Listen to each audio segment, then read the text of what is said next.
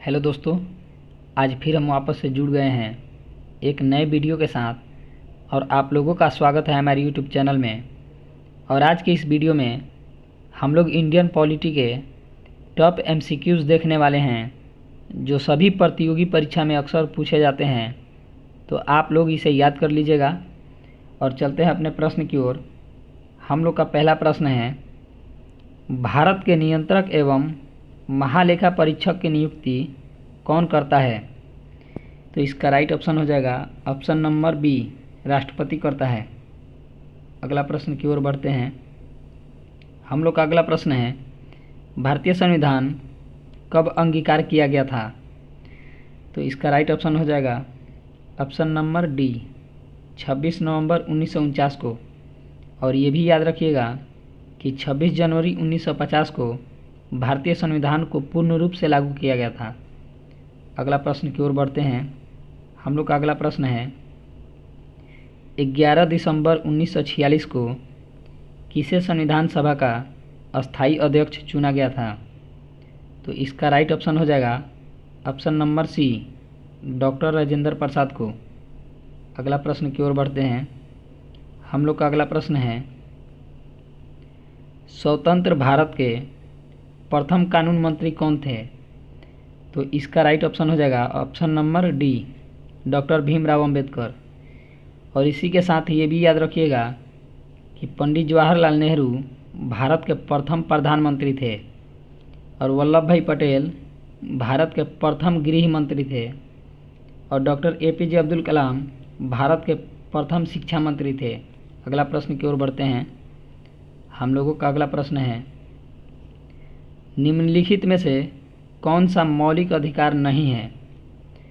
तो इसका right option हो जाएगा ऑप्शन नंबर बी, संपत्ति का अधिकार। वर्तमान में संपत्ति का अधिकार मौलिक अधिकार नहीं है, लेकिन यह पहले मौलिक अधिकार ही था।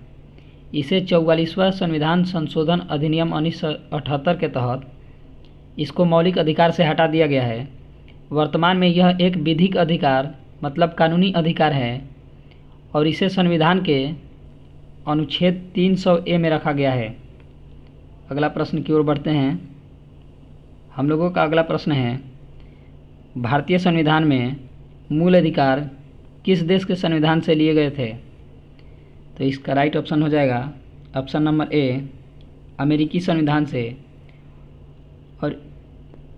और इसका उल्लेख भारतीय संविधान के भाग 3 में देखने को मिलता है। अगला प्रश्न देखते हैं।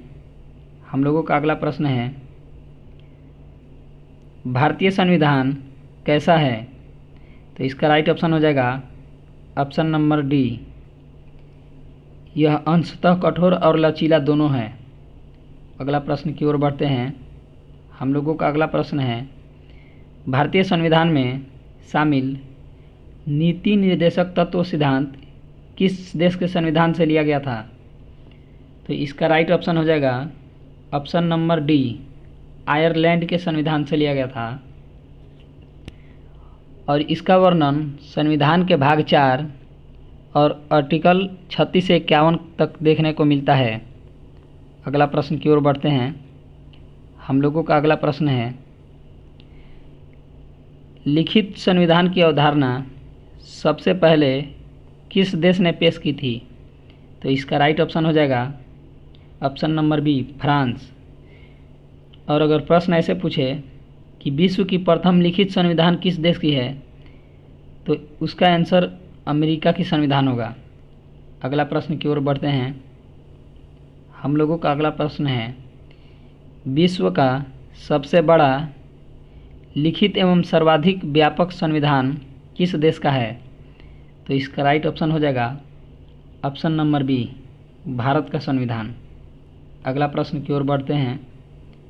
हम लोग का अगला प्रश्न है, संविधान के अनुच्छेद 1 में भारत को क्या कहा गया है? तो याद रखिएगा कि संविधान के अनुच्छेद 1 में भारत अर्थात इंडिया राज्यों का संघ होगा। तो इसलिए आपका right option option number D होगा, राज्यों का संघ। अगला प्रश्न की ओर देखते हैं। हम लोगों का अगला प्रश्न है, भारत की संविधान सभा का संवैधानिक सलाहकार कौन थे? तो आपका राइट ऑप्शन हो जाएगा option number C, BN Rao. अगला प्रश्न की ओर बढ़ते हैं। हम लोगों का अगला प्रश्न है, भारतीय संविधान सभा के प्रारूप समिति के अध्यक्ष कौन थे? तो इसका राइट ऑप्शन हो जाएगा option number C, doctor Bhimrao Ambedkar. अगला प्रश्न की ओर बढ़ते हैं। हम लोग का अगला प्रश्न है, निम्नलिखित में से किस अधिकार को डॉक्टर भीमराव अंबेडकर ने संविधान का हृदय और आत्मा कहा था? तो इसका राइट ऑप्शन नंबर डी हो जाएगा, संवैधानिक उपचार का अधिकार। अगला प्रश्न की ओर बढ़ते हैं। हम लोगों का अगला प्रश्न है, जन गण मन को भारत के राष्ट्रगान के रूप में किस वर्ष स्वीकृत किया गया था? तो इसका राइट ऑप्शन हो जाएगा ऑप्शन नंबर डी, 1950 में।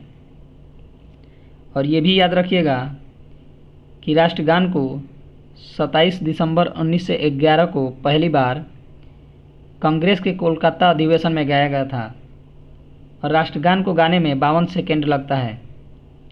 तो चलिए अगले प्रश्न की ओर बढ़ते हैं। हम लोग का अगला प्रश्न है, किस संविधान संशोधन के अंतर्गत मौलिक कर्तव्यों को शामिल किया गया है? तो आपका राइट ऑप्शन हो जाएगा ऑप्शन नंबर बी, 42वां संविधान संशोधन 1976। अगला प्रश्न की ओर बढ़ते हैं। अगला प्रश्न है, चतुर्थ स्तंभ शब्द का यूज निम्नलिखित में से किसे इंगित करने के लिए किया जाता है? तो आपका राइट ऑप्शन होगा ऑप्शन नंबर डी, प्रेस तथा समाचार पत्र को इंगित करने के लिए चतुर्थ स्तंभ शब्द का प्रयोग किया जाता है। अगला प्रश्न देखते हैं, अस्पृश्यता यानी छुआछूत अनटचबिलिटी का अंत संविधान के किस अनुच्छेद के द्वारा किया गया है? तो इसका राइट ऑप्शन हो जाएगा ऑप्शन ए। अगला प्रश्न की ओर बढ़ते हैं। हम लोगों का अगला प्रश्न है, संविधान की प्रस्तावना में धर्मनिरपेक्ष तथा समाजवादी शब्द किस संविधान संशोधन के अंतर्गत जोड़ा गया था? तो आपका राइट ऑप्शन हो जाएगा ए, 42वां संविधान संशोधन 1976 के द्वारा। अगला प्रश्न देखते हैं। हम लोगों का अगला प्रश्न है, लोकसभा के निर्वाचन के लिए न्यूनतम आयु क्या होनी चाहिए? तो आपका राइट ऑप्शन डी सही है, 25 वर्ष। और अगर प्रश्न यही पूछे, लोकसभा के जगह राज्यसभा पूछे कि राज्यसभा के निर्वाचन के लिए न्यूनतम आयु कितनी होनी चाहिए, तो वो 30 वर्ष होगी। अगला प्रश्न देखते हैं। अगला प्रश्न है, कोई विधेयक धन विधेयक है या नहीं, इसका निर्णय कौन करता है? तो इसका राइट ऑप्शन हो जाएगा ऑप्शन नंबर ए, लोकसभा अध्यक्ष। कोई विधेयक धन विधेयक है या नहीं, इसका निर्णय लोकसभा अध्यक्ष करता है। अगला प्रश्न की ओर बढ़ते हैं। हम लोग का अगला प्रश्न है, संविधान में कितने प्रकार के आपातकालों का प्रावधान है? तो संविधान में 3 प्रकार के आपातकालों का प्रावधान है। पहला, अनुच्छेद 352 के तहत राष्ट्रीय आपातकाल। दूसरा, अनुच्छेद 356 के तहत राज्य में राष्ट्रपति का शासन। और तीसरा, अनुच्छेद 360 के तहत वित्तीय आपातकाल। 3 प्रकार के आपातकालों का उपबंध हमारे संविधान में किया गया है और भारत में अब तक 3 बार राष्ट्रीय आपातकाल को लागू किया जा चुका है। अगला प्रश्न की ओर बढ़ते हैं। हम लोगों का अगला प्रश्न है, राज्यसभा का अध्यक्ष कौन होता है? तो राज्यसभा का अध्यक्ष उपराष्ट्रपति होता है और उपराष्ट्रपति का कार्यकाल 5 वर्षों का होता है और इसके लिए न्यूनतम आयु 35 वर्ष होनी चाहिए। और भारत के प्रथम उपराष्ट्रपति डॉक्टर सर्वपल्ली राधाकृष्णन थे।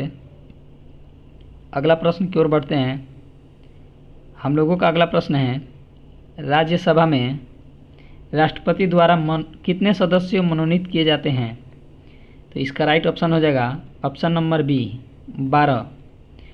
और यही प्रश्न को पूछे कि राज्यसभा की जगह लोकसभा पूछे कि लोकसभा में राष्ट्रपति द्वारा कितने सदस्यों को मनोनीत किए जाते हैं, तो उसका आंसर होगा 2, और ये दोनों एंग्लो इंडियंस होते हैं। अगला प्रश्न देखते हैं, राष्ट्रपति अपना त्यागपत्र किसे सौंपता है? तो राष्ट्रपति अपना त्यागपत्र उपराष्ट्रपति को सौंपता है, इसलिए आपका राइट ऑप्शन सी होगा। तो चलिए आज के लिए इतना ही प्रश्न रहने देते हैं, और अभी तक आपने मेरे चैनल को सब्सक्राइब नहीं किया है तो सब्सक्राइब ज़रूर करें, ताकि मेरे वीडियो का नोटिफिकेशन सबसे पहले आप तक पहुँचे। तो फिर मिलते हैं अगले वीडियो में, तब तक के लिए जय हिंद।